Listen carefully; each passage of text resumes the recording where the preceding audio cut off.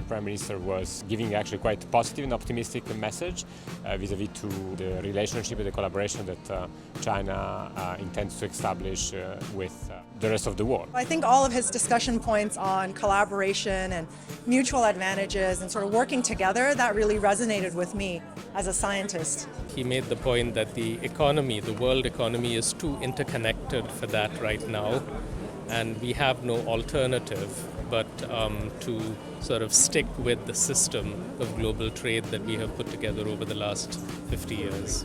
Spoke very, very passionately about peace, security. That was also a very clear message that the world can only really go forward on the basis of all of us.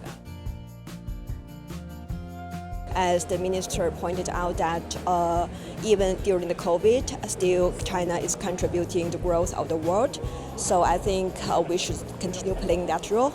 And also China will play a very important role in the energy transition. It's been difficult for everyone. I think China has made rapid steps to open up, and that represents this event and the 1,500 people that are here. I think the numbers prove themselves that we are moving in the right direction, but I think there is more work to be done to ensure consumption comes back. There are a number of challenges. I think that there's a trend towards strategic autonomy, countries wanting to be self-sufficient.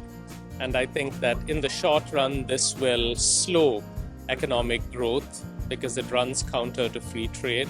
The tension between these two factors, wanting to accelerate technological progress, but also wanting to keep, to make the division of the returns from economic progress more equal, that tension is higher than I've ever seen it. And I think that's going to be another factor that might be a barrier to global growth.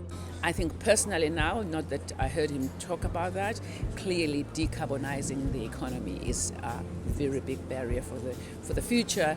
The world is fearful. I think COVID made the world fearful, and I think as we open up, I think people are worried about the future, and when people are worried, they don't spend, they don't take risks, and I think entrepreneurship is going to be super important for people to take those risks and bring the next wave of what we need to do to tip the world forward. Collaboration and openness. Technology. I think generative AI and large language models are bringing in this new wave, and so we're quite focused to understand how we can harness these technologies for good and increase per person productivity in a world that requires growth and economic change.